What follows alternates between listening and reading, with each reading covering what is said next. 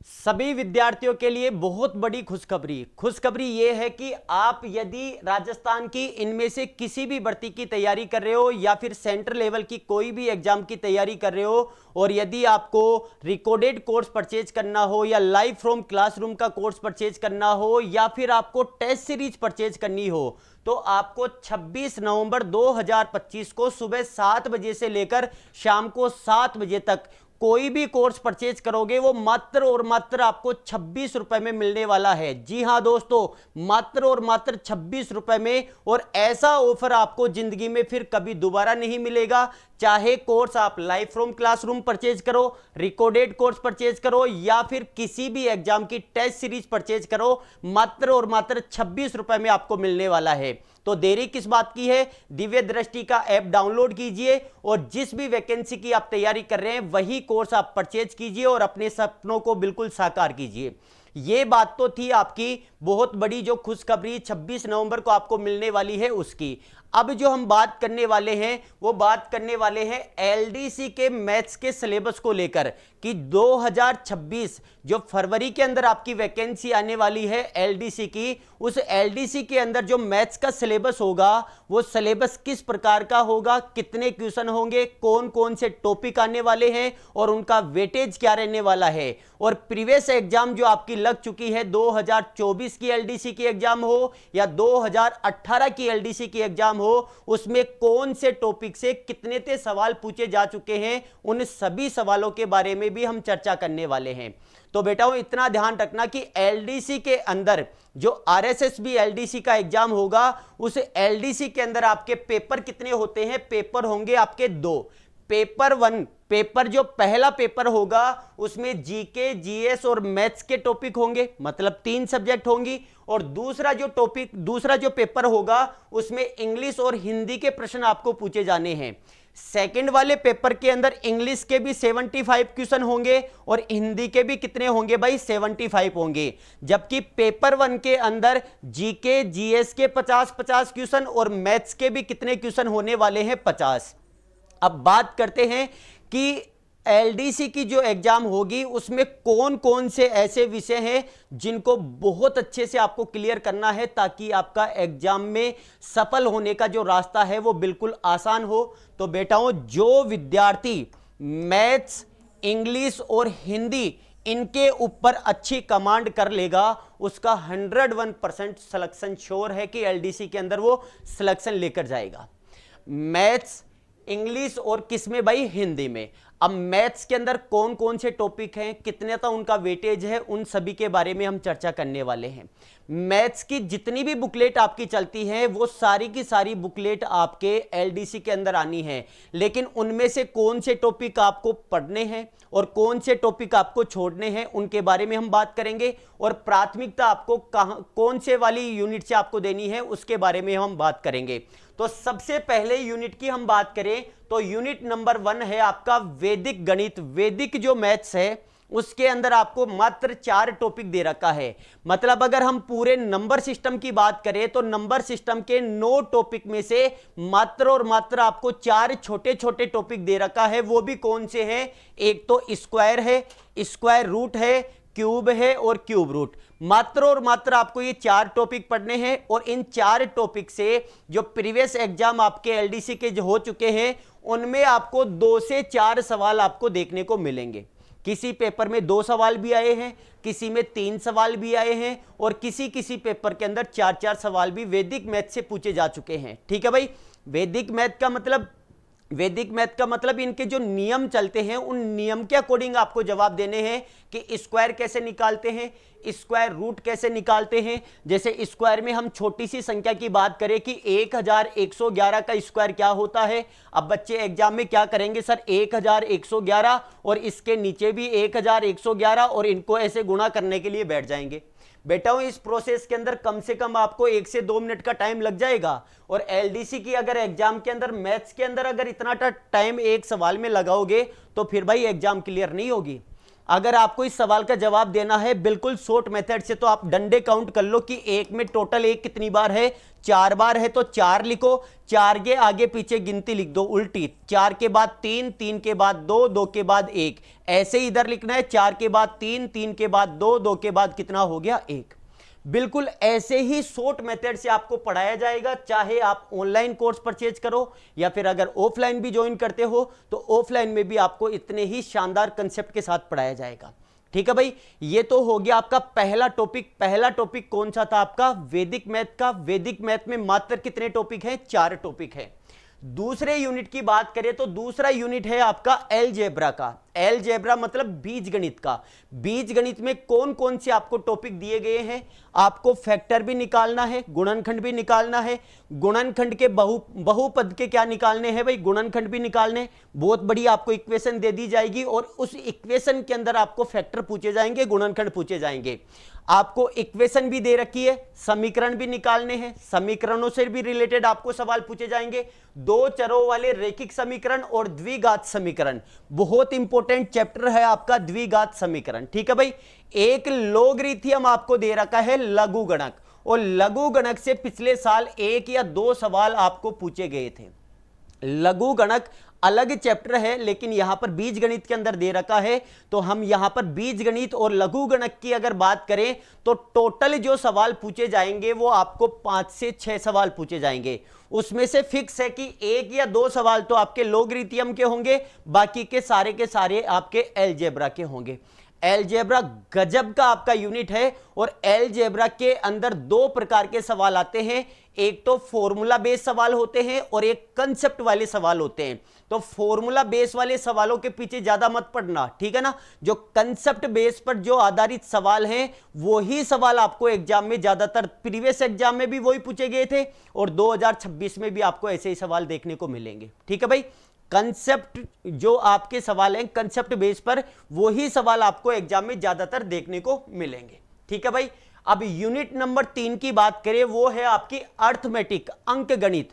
और सारे के सारे विद्यार्थी बस इसी गणित के पीछे पड़े रहते हैं, जबकि भाई इसका इतना कोई वेटेज नहीं है एलडीसी के अंदर, और किसी वैकेंसी में होगा, लेकिन एलडीसी की वैकेंसी के अंदर आपको जितना हो सके उतना कम टाइम देना है अंक गणित में, क्योंकि अंक गणित के मात्र और मात्र आपके कितने सवाल आएंगे? 10 से 15 के बीच में सवाल आएंगे। 50 में से 10 सवाल भी हो सकते हैं, 11 भी हो सकते हैं, 12 भी हो सकते हैं, या 15 सवाल भी हो सकते हैं। अंक गणित पूरी आपको नहीं दे रखी है। अंक गणित के कुछ आपको महत्वपूर्ण यूनिट आपको दिए गए हैं, जैसे रेशियो एंड प्रोपोर्शन आपको दे रखा है, अनुपात समानुपात। जब अनुपात समानुपात आप पढ़ोगे तो आपको एक यूनिट मिश्रण भी पढ़ना पड़ेगा, और मिश्रण के साथ साथ एक आयु वाला टॉपिक है, एज वाला, वो एज वाला भी पढ़ना है, क्योंकि अनुपात समानुपात के ये पार्ट होते हैं। ठीक है भाई, दूसरा टॉपिक है आपका परसेंटेज का, प्रतिशत का, और प्रतिशत अकेले से कम 3 से 5 सवाल आपको पूछे जाएंगे। 3 से 5 सवाल अकेले परसेंटेज के आएंगे। प्रॉफिट एंड लॉस की बात करें तो प्रॉफिट एंड लॉस के भी 3 से 5 सवाल आपको एग्जामिनर पूछेगा। जब प्रॉफिट एंड लॉस दे रखा है तो बेटाओं आपको डिस्काउंट भी इसी के साथ साथ में पढ़ना है। डिस्काउंट मतलब बट्टा, जो आपका डिस्काउंट वाला चैप्टर है वो भी एक प्रॉफिट एंड लॉस का ही एक पार्ट है। ठीक है भाई, अगला टॉपिक देखिए, ऑलरेडी डिस्काउंट दे रखा है यहां पर। ठीक है, एक चैप्टर है आपका सिंपल इंटरेस्ट और कंपाउंड इंटरेस्ट। सिंपल इंटरेस्ट और कंपाउंड इंटरेस्ट, इन दोनों टॉपिक से 3 से 4 सवाल आपको पूछे जाएंगे। एक टॉपिक है आपका पार्टनरशिप, पार्टनरशिप से सवाल पूछे जाएंगे आपको 1 से कितने भाई? 2 सवाल पूछे जाएंगे। तो कुल मिलाकर अगर हम अंक गणित में देखें तो अंक गणित में सबसे ज्यादा जो वेटेज है वो 2 यूनिट का है। वो कौन कौन से हैं आपके? परसेंटेज और एक प्रॉफिट एंड लॉस, क्योंकि इन दोनों से जितने भी अंक गणित के सवाल आएंगे उन सभी का 50% सवाल आपको परसेंटेज और प्रॉफिट एंड लॉस के पूछे जाएंगे। ठीक है, वैसे भी अगर परसेंटेज अच्छे से क्लियर है तो परसेंटेज के साथ साथ आपका प्रॉफिट एंड लॉस भी मजबूत होगा, डिस्काउंट भी मजबूत होगा, सिंपल इंटरेस्ट और कंपाउंड इंटरेस्ट भी मजबूत होगा। ठीक है भाई, ये थी अर्थमेटिक की बात, और अर्थमेटिक के सवाल कितने आएंगे? 10 से लेकर 15 सवाल। अगला जो यूनिट है आपका चौथे नंबर का, वो है आपका ज्योमेट्री का। अब ज्योमेट्री आपकी देखो, जो रेखा गणित होती है, ये रेखा गणित दो प्रकार की होती है बेटाओं। रेखा जो गणित होती है, रेखा गणित दो प्रकार की होती है। एक तो होती है आपकी ज्योमेट्री, ज्योमेट्री मतलब ज्यामिति, और एक होता है आपकी क्षेत्रमिति। क्षेत्रमिति का मतलब क्या होगा, मेंसुरेशन। अब इनमें से आपको क्या पढ़ना है, क्या छोड़ना है। जैसे ही आपको ज्यामिति का नाम सुनाई देता है, बच्चे सारी की सारी ज्यामिति को पढ़ने लग जाते हैं। लेकिन बेटाओं ये तो देखो, आपको सिलेबस में दे क्या रखा है ज्यामिति में। ज्यामिति आपको पूरी नहीं पढ़नी है। ज्यामिति में कौन कौन से टॉपिक पढ़ने हैं आपको। ज्यामिति में आपको एक तो कोण के बारे में पढ़ना है, रेखाओं के बारे में पढ़ना है, इसके बाद त्रिभुज की जितनी भी ज्यामिति है, सर्वांग सम त्रिभुज हो गया, ये त्रिभुजों की ज्यामिति पढ़नी है। इसके बाद एक आपका क्वाड्रिलेटरल आता है, चतुर्भुज, चतुर्भुज की आपको ज्यामिति पढ़नी है। और एक ज्यामिति आपको पढ़नी है बहुभुज की। किसकी पढ़नी है भाई, बहुभुज की। केवल ये चार टॉपिक आपको पढ़ने हैं ज्यामिति में। ज्यामिति में सर्किल की ज्यामिति मत पढ़ना, सर्किल की ज्यामिति आपके एलडीसी के सिलेबस में नहीं है।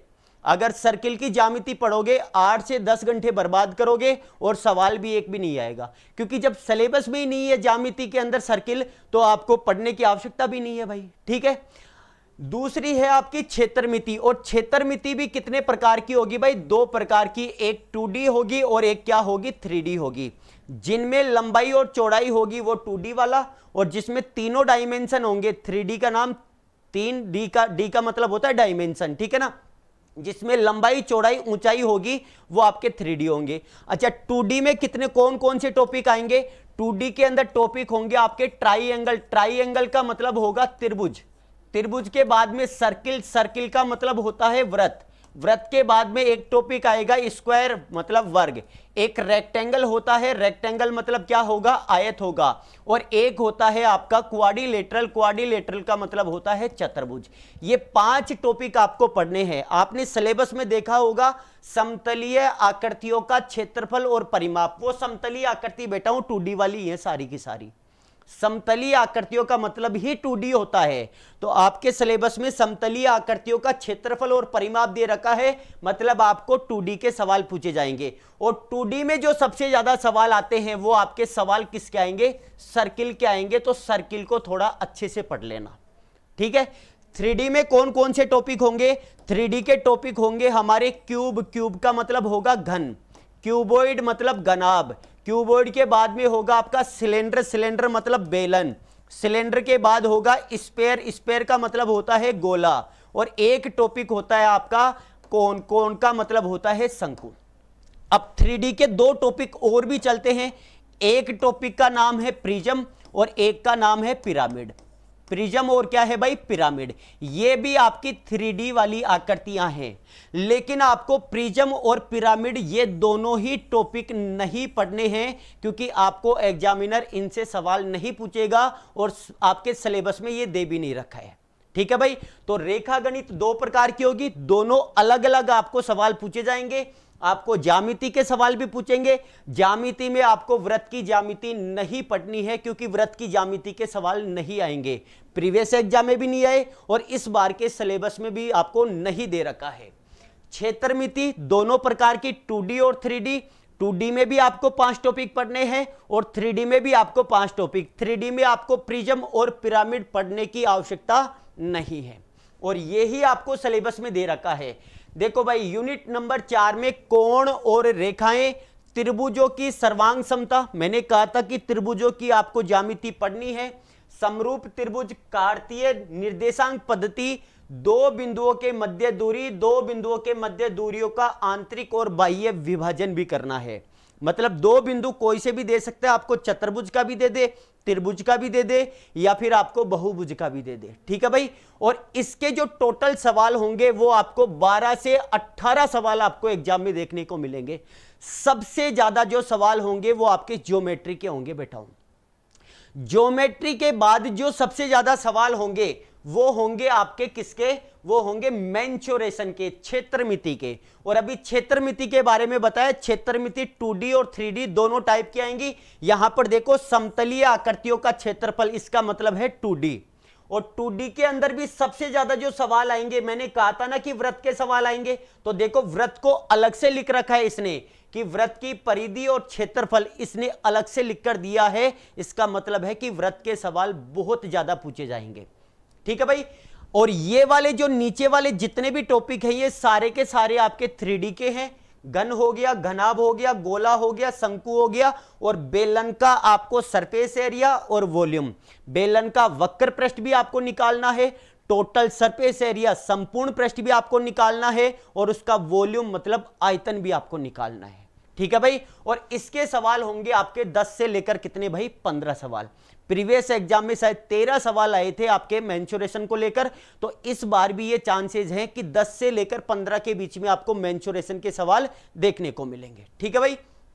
अगला देखिए, यूनिट नंबर 6 है आपका डीआई। डीआई के अंदर किस प्रकार के सवाल पूछेगा?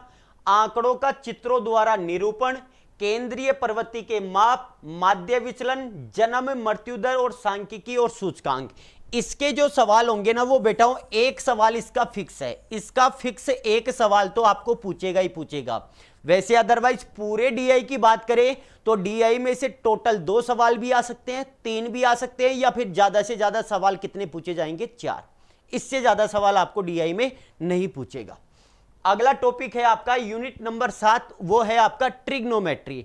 ट्रिग्नोमेट्री मतलब त्रिकोणमिति। अब त्रिकोणमिति के आप फॉर्मूले रट्टा मारोगे, जबकि मैं ये कह रहा हूं कंसेप्ट क्लियर कर लो, उसके बाद फॉर्मूले आपको याद करने की आवश्यकता नहीं है। कुछ जुगाड़ हैं, वो जुगाड़ आप डायरेक्ट अप्लाई कीजिए, आपके सवालों का आंसर बिल्कुल आसानी से आ जाएगा। जैसे अगर ट्रिग्नोमेट्री में से 5 सवाल आ रहे हैं, तो आप अगर कंसेप्ट अच्छे से क्लियर करते हो तो आप 5 में से 5 नंबर ला सकते हो भाई, 5 में से 5 नंबर आ सकते हैं आपके। ट्रिग्नोमेट्री जैसे आप इसका शब्द सुनकर ये डर लगता है ना कि यार ट्रिग्नोमेट्री के तो मेरे से सवाल नहीं होंगे, मैं विथ गारंटी कह रहा हूं 15 से 20 घंटे या 25 घंटे के आसपास आपकी क्लासें हैं ट्रिग्नोमेट्री की। बिल्कुल एक एक क्लास को आप ध्यान से पढ़ लोगे तो विथ गारंटी कह रहा हूं कि अगर 5 सवाल भी ट्रिग्नोमेट्री के दे दिया तो एक सिंगल सवाल भी आपका गलत नहीं होगा। और ट्रिग्नोमेट्री के अंदर ऊंचाई और दूरी वाले सवाल भी आते हैं आपके, मीनार वाले सवाल, पेड़ वाले सवाल, पेड़ की छाया वाले सवाल, पतंग वाले सवाल, उनको बोलते हैं ऊंचाई और दूरी वाले सवाल। और ऊंचाई और दूरी का फिक्स है कि आपको एक सवाल तो पूछेगा ही पूछेगा। वैसे अदरवाइज ओवरऑल हम बात करें ट्रिग्नोमेट्री की, तो ट्रिग्नोमेट्री में टोटल जो सवालों की संख्या होगी वो 3 से लेकर कितनी होगी? 5 होगी। प्रीवियस एग्जाम में ट्रिग्नोमेट्री के 5 सवाल के आसपास थे। 2018 वाली में देखे तो वहां पर भी आपके 3-4 सवाल किसके थे भाई? ट्रिग्नोमेट्री के सवाल थे। ये है आपका कंप्लीट एलडीसी का सिलेबस। एलडीसी का सिलेबस जो मैथ्स का सिलेबस है, मैथ्स, इंग्लिश और हिंदी, इन 3 विषयों पर अगर कोई विद्यार्थी अच्छे से कमांड कर लेता है, विथ गारंटी कह रहा हूं आपको एलडीसी में लगने से कोई भी नहीं रोक पाएगा। ठीक है। और अगर आपका इनमें एवरेज स्कोर रहता है तो फिर भाई लगभग चांस है कि आपका सिलेक्शन हो भी सकता है, नहीं भी हो सकता है। तो जीके और जीएस है वो पोर्शन तो आएंगे या आपके 50-50 नंबर के, क्योंकि उनकी बच्चों पर अच्छी कमांड होती है। साइंस हो गया, जीके हो गया, लेकिन मैथ्स ऐसे नहीं है कि अर्थमेटिक दे दिया, मेंसुरेशन दे दिया, नहीं। मैथ्स आपके कंप्लीट आएगी, उसमें से कुछ आपको 10-5% भाग छोड़ना है, बाकी पूरी मैथ आपके एलडीसी के अंदर आएगी। ऐसा ही इंग्लिश के अंदर है और हिंदी भी आपकी कंप्लीट आएगी भाई। ठीक है। तो इन 3 सब्जेक्ट के ऊपर आपको अच्छे से फोकस करना है। अगर हम इसकी ओवरऑल यदि निष्कर्ष की बात करें कि सर अभी तक आपने जो भी डिटेल हमें बताई है उसका निष्कर्ष आप 20-30 सेकंड में बता दो कि इस पूरे का निष्कर्ष क्या है, तो निष्कर्ष ये है बेटाओं कि अगर अर्थमेटिक की बात करें और एडवांस मैथ की बात करें, अर्थमेटिक के अंदर आपके अंक गणित के सवाल और इसी के अंदर आपकी वैदिक मैथ वाले सवाल।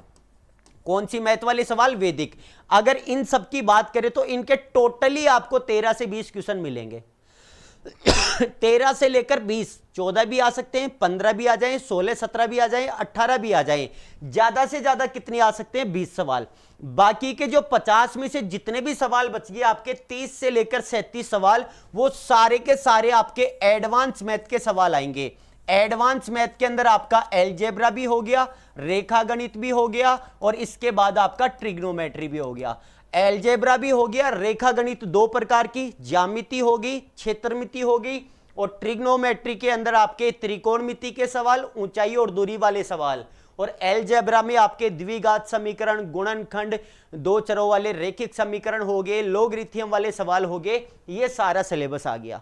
इसको अगर हम बात करें तो इसका जो वेटेज होगा वो लगभग 65 से 70% होगा।